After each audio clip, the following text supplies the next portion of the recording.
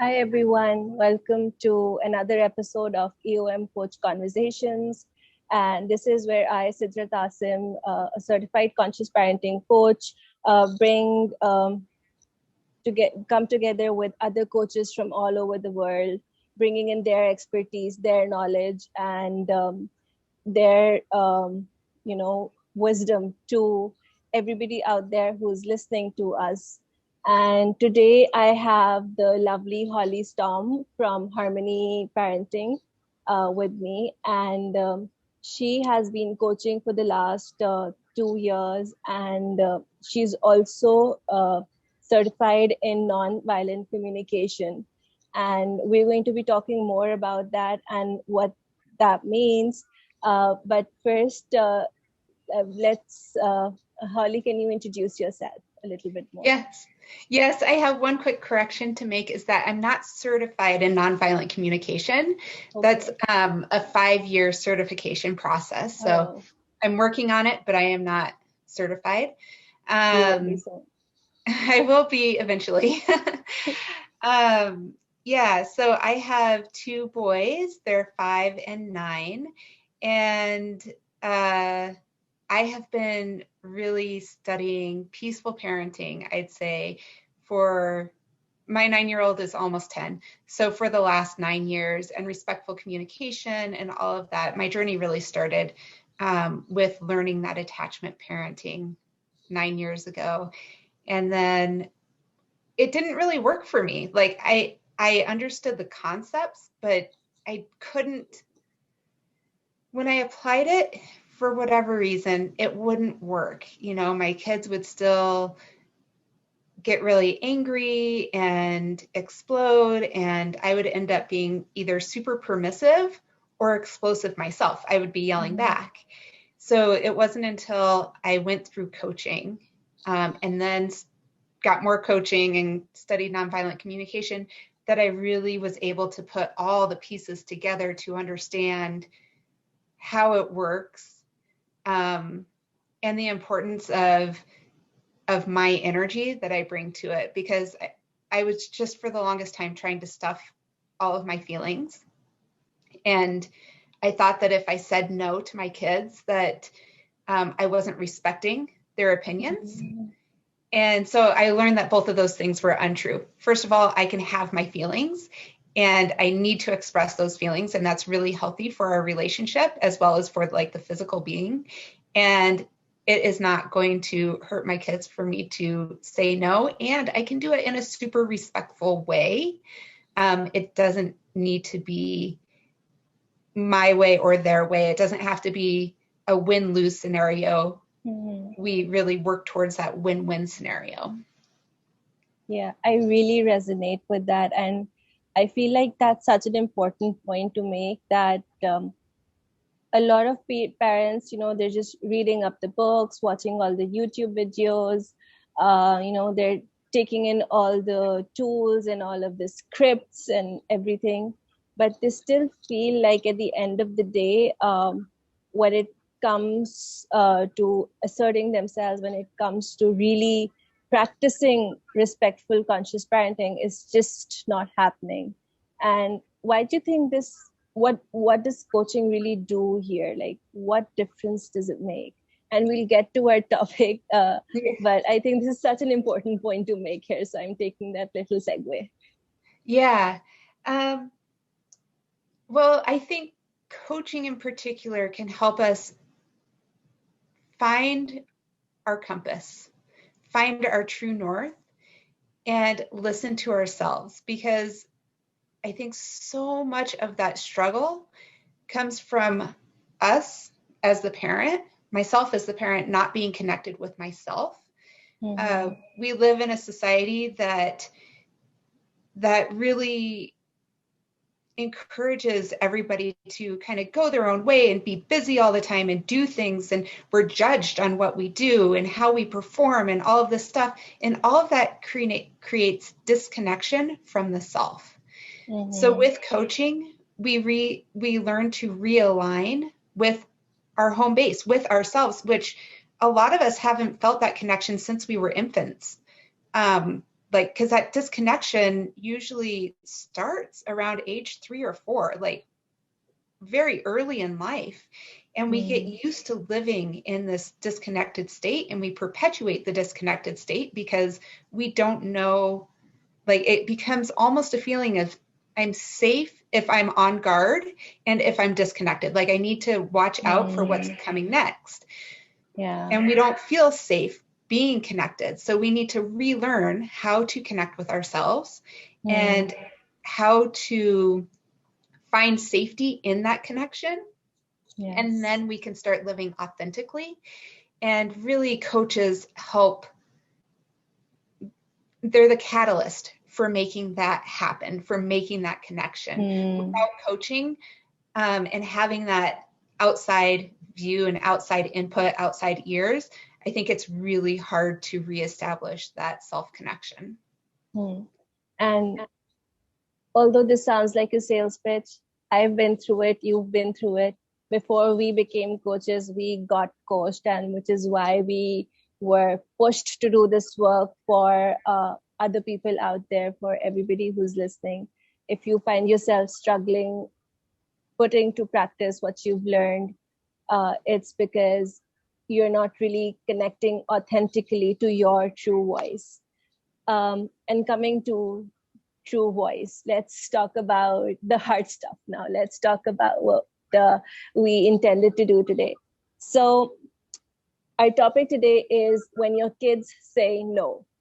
And you and I have both been coaching for a while, so we know that when parents first come to us, they have their own way of thinking and their own mindset, and they come to us saying that, oh, my kid is out to push my buttons, my kid wants to annoy me, my kid is doing this on purpose, my kid is he's attention seeking and all of that. Do you think that if we have this mindset about our kids, we will ever be able to actually get them to cooperate with us or have harmony in the house? The short answer is no. Because when we are making those assessments about our kids, we are judging them. So all of those behaviors that you described, when they say no, when they roll their eyes, when they start yelling at us, if they call us stupid, any of those behaviors, those are signs of a child that is struggling.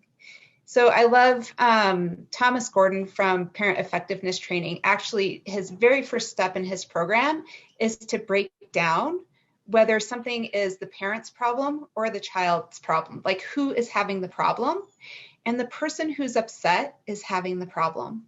So if a child is responding in one of those ways, it's so annoying, right? It really, we expect that we should be able to say something and have them do what we ask because we're older, wiser, smarter. That's the construct of our communities in our society. However, they're their own unique, authentic, special human being, and they don't see it that way. They are going to see that their being is equal to our being. And when we are willing to make the jump to accept that their being is equal to our being and honor their authentic being, we can see that all of those behaviors, underneath the behavior is the struggle. Kids naturally, everybody, humans naturally want to please each other. They want to do kindnesses for each other. It triggers chemicals in the brain to make people really happy when they do something that somebody else appreciates and enjoys, and when they can contribute to somebody else. Kids want to contribute to the family. They want to contribute to us personally. When they have underlying needs that are not met, they cannot do that with a happy heart. They need to get their needs met before they can make the contribution that we are requesting. So what those behaviors really are is it's a disconnect from being able to communicate.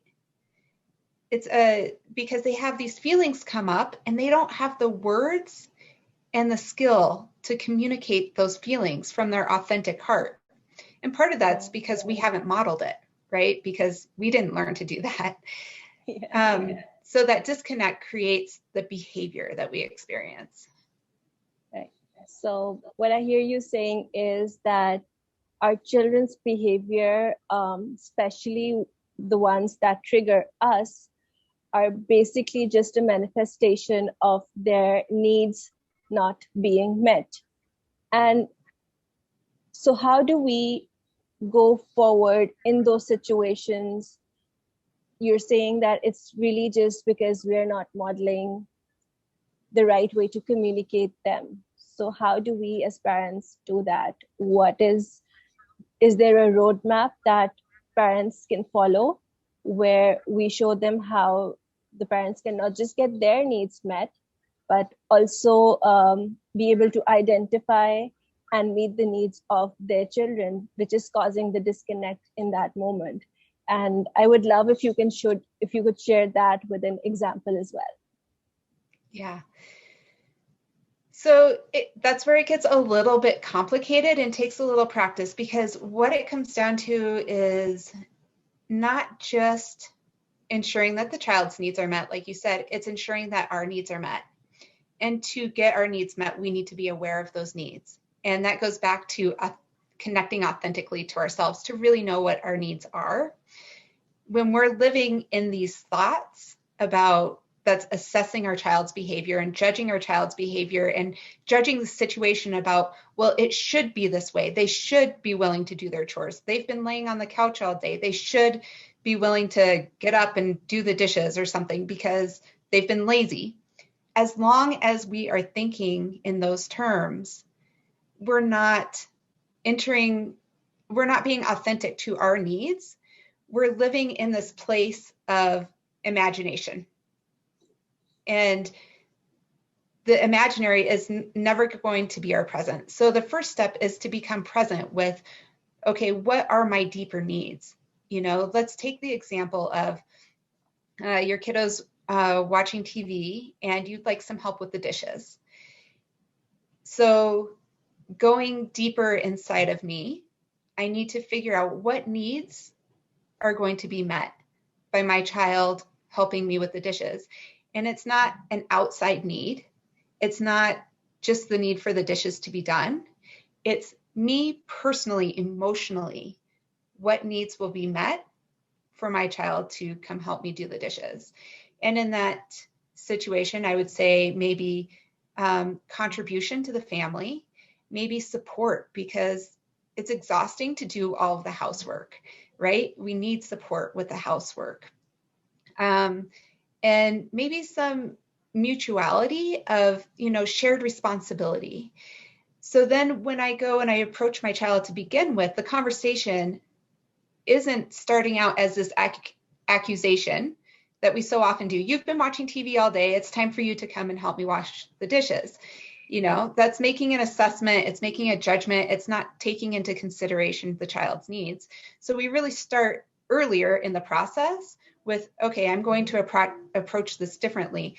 I see that you're watching TV. Let's connect. So we connect first. I see you're watching TV. I'm going to acknowledge what needs are being filled by you. You might be tired from a full day at school. It's really nice to relax. You like the show. It's fun. And at the same time, my needs are that I really need some support with washing the dishes because I'm tired. How am I feeling? I'm tired and there's a lot of work to be done, and I would really appreciate that contribution. So we're a lot less likely to get a no in the first place when we are acknowledging their needs and acknowledging our needs. Well, let's say they do say no, right? Because they're like, okay, well, I'm tired and I'm going to say no. Like, I'm really enjoying the show. So then you can go back, and at that point you have a choice as a parent. Some parents might think, okay, well, this is win-lose. Either they help me with the dishes and I win, or they watch their TV show and I lose. at that point, you actually have a choice to go back in and say, okay, what is this doing for me? And what are some other options? Like, am I Mm-hmm. okay doing the dishes by myself and finding happiness in that, knowing that my child is really tired and they're really enjoying their TV program? Or do I want to come back and with another idea that might meet their needs? Hey, I can see you really like this TV program and you're tired.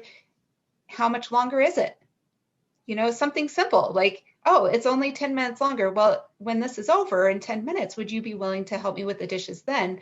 Again, I Mm-hmm. really need some more support and I would like to have that time to connect together. Maybe we can turn on some fun Mm-hmm. music or have a conversation, like play a word game or something.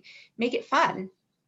And Mm-hmm. they're much more likely to say yes when you're considering their needs and voicing how it's contributing to your personal needs. Yes. Yes. So that's a lot to unpack here, and really dive deeper into. So one, you identify your own needs. What is going to be met for you? How is it going to fulfill you? Then you connect with your kid and connect with your kid's needs and see how what needs are getting met at the moment and how they can contribute to your needs and what needs would then get met. And then the third part, the part where we are specifically asking them for a very, a direct thing. We're not making it vague.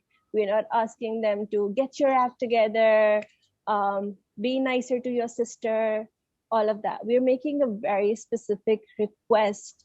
And I feel like that is also a very important part of nonviolent communication. Yeah. Can you elaborate on that? Yes, that's a good point. The specificity of our request often gets lost. Um, so one of the primary rules of making a request is to make it positive action language, which means telling your child what you want them to do instead of not to do. Because as soon as you focus on the not, your brain can't really focus on a not very well. That's hard. And especially for younger kids, you tell them, well, don't touch the stereo. All they're thinking is stereo. And they're going to want to touch it more. It's going to become even more interesting. They keep hearing you say stereo, stereo, stereo. And they're like, yeah, this is cool. They're not hearing the not. They can't. They can't process that. So instead, it's helpful to say, okay, I'd like you to find another toy to play with. I can help you. It's always good to give kids options and to offer to help, but also to let them have that space to problem solve. So, so that's the first part, is the positive action language. Another part is what you said about the specificity. And so when we're saying don't bother your sister, that's pretty vague. And kids are a lot less likely to respond. Again, you have the don't and you have a vague message. So what is the message really? The message is keep your hands within your personal bubble. That's really clear. And I want you to keep your hands in your personal bubble right now and ask for consent before touching your sister. So again, positive action language and specificity involves like time, place, location. All of that helps our request to be met. Mm-hmm. If I want somebody to move their shoes and they're watching TV and I'm like, hey, could you move your shoes? They might be thinking, oh, I'll do that after I finish the show. They're not thinking, oh, mom needs me to pause the TV show or turn off the TV and move the shoes right now. Like, they don't realize the urgency because we haven't voiced it. We need to be very specific about our request. Yeah, yeah. Similarly, when we are saying, and I'm using examples because this is what is happening in a lot of homes, especially right now when people are stuck indoors, sheltering in place. In a lot of places, it has opened up, but in a lot of places, they're shutting down again. They're still in lockdown. And being in close proximity with each other, locked together, is bringing up a lot of conflict. And a lot of examples we can share where how you can reduce these moments of conflict. So for example, with older kids, parents are constantly asking them to be more responsible, but they're not specifically asking them how. So I think it's great that you're talking about not just talking about the specificity of the task, but also the time frame. You want it done now, you want it done in the next 1 hour or 10 minutes or after your show is over. Can you share more examples of this? Well, so if you go back to responsibility, I know a number of parents are schooling their kids from home, and so they're becoming the teacher as well. So instead of saying, okay, I want you to take responsibility for your schoolwork, I mean, that's a pretty, if you're talking to a 9-year-old, that's overwhelming. And it could certainly raise some emotions, because then the child feels overwhelmed and they have a need for support that they don't even realize they have. So that would come out in behavior of maybe slamming a door, or I don't know, rolling their eyes or slumping off and reading a book and not interacting. They're going to avoid the situation. That's another response. So if we can say something like, okay, what do you need support with? That's a lot more clear. Or, I want to give you autonomy. I want to let you have some responsibility. Can we specifically go through what's due? Can we make a plan of action together? You know, I think a lot of times parents want their kids to have more independence than the kids are ready for, because it's convenient and it makes our lives easier. And we need that. We're tired. We don't have the support that we need. I don't know of very many kids, according to, I think it's Gabor Mate, talks about kids needing 6 secure adult attachments to grow up in a really healthy mental atmosphere. And I don't know of very many kids that have that. So, so parents are overtaxed.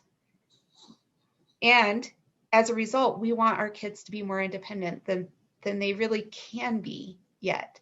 So when we go in with our requests, if we can be more specific and also lovingly let them know, I have a lot on my plate. I'm working. I'm also trying to help you with school. I'm also trying to maintain the house. And it would be really helpful if you could do this paper independently. I think we often use the word responsibility in place of independence. And responsibility really means our ability to respond. So it doesn't mean that your child needs to be completely self-sufficient. That's not responsibility. What we really want from our child is for them to ask for help when they need help, for them to take ownership of things. So using a big part of nonviolent communication and coaching and any class that you might take is learning the vocabulary that's really helpful for all this, breaking it down to more specific vocabulary. So we're not stuck using these words over and over again that perpetuate the myth of parenting, the myth that we should all be self-sufficient and all of that. Yeah.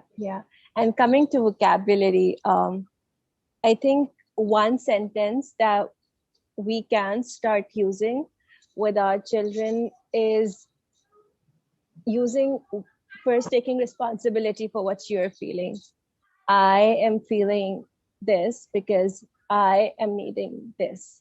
So that sort of vocabulary, and then using feeling words and a list of needs to be able to connect both of them together. I think it's very useful where you actually have those visuals in front of you so that you can start connecting more with what is it that you're really feeling and what needs are going met or unmet in those moments.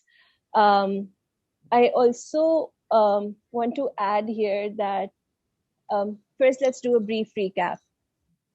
When our kids say no, we go in and we connect before we make a request.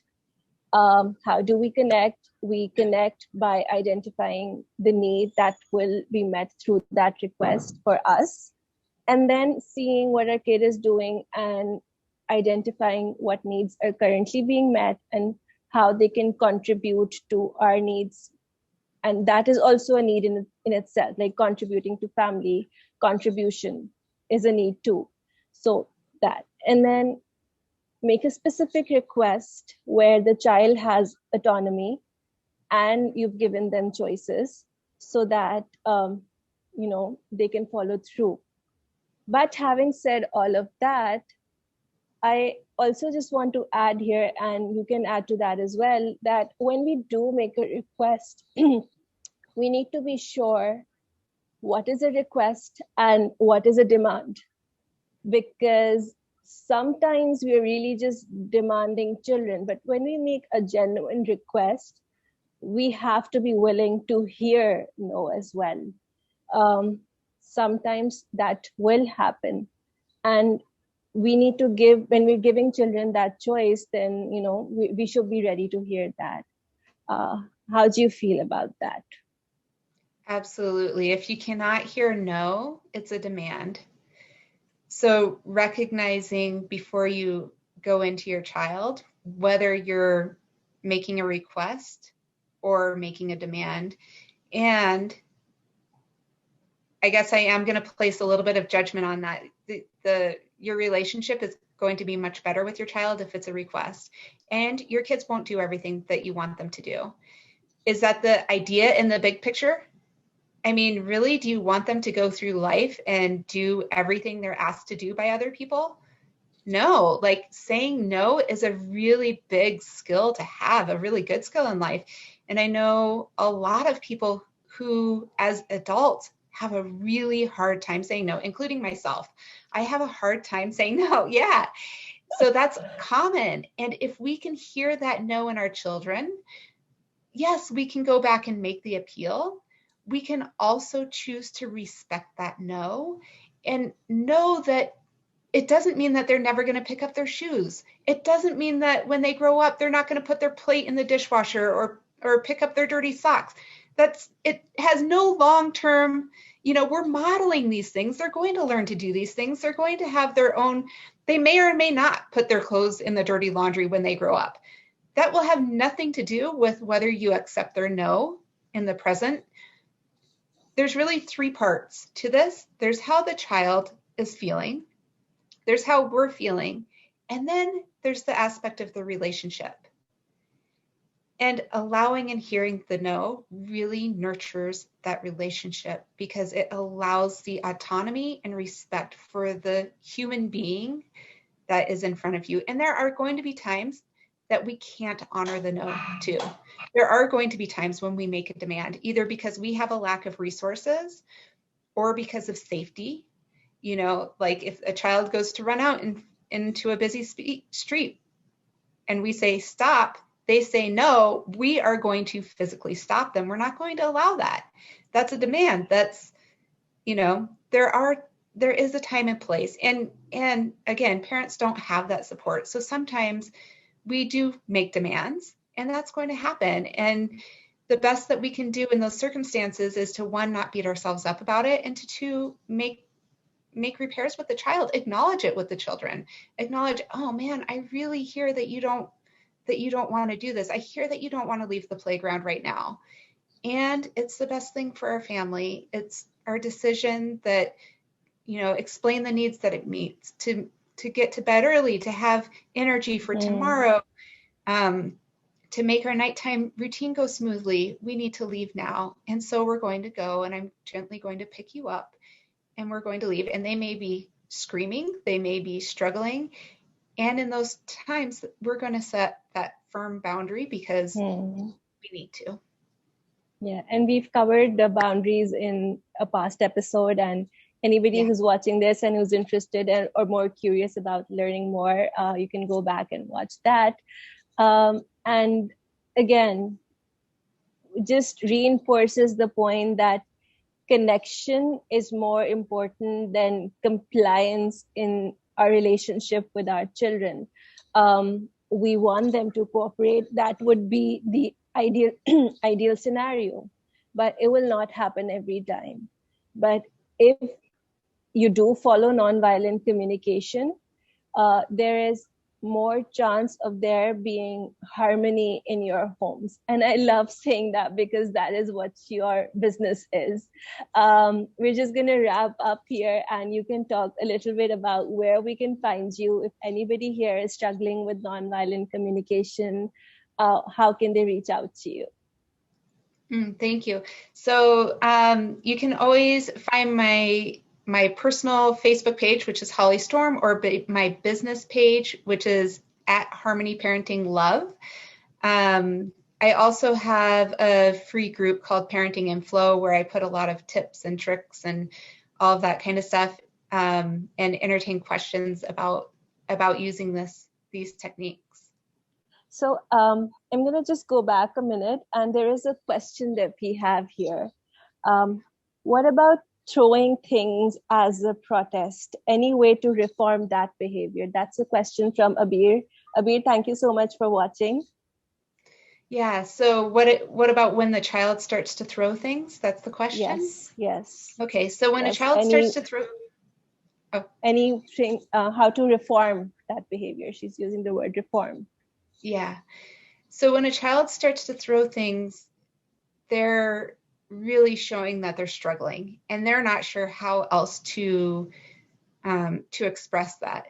So anything that's going to hurt a person or property goes into the boundary category, and you need to set a firm boundary physically if it's a small child. If it's an older child, because I do know that there's some teenagers that might have that behavior as well, and that's something I think you need to get a therapist involved with at that point if it's going into the teenage years, because it really can endanger the family.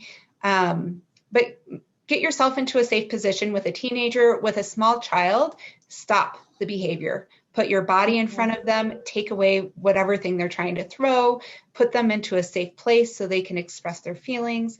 You may have to wrap them in a big bear hug to get them to stop throwing things, and be really firm and gentle. The key is where our hearts are, what our intent is, and what our energy is in that moment.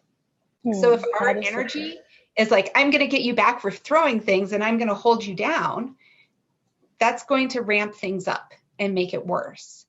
If the energy is, wow, I see how much you're struggling and that you can't control your behavior right now, and I'm going to help you control that by wrapping you in a big bear hug so that you're not going to hurt anybody or anything. And I'm going to keep acknowledging, you acknowledge how they're feeling, what they're needing, telling the story of what happened that made them so upset, and telling it over and over until they're able to settle. And for some kids, wrapping them up like that, even with a positive energy, and even when you're saying those words, can make them more upset.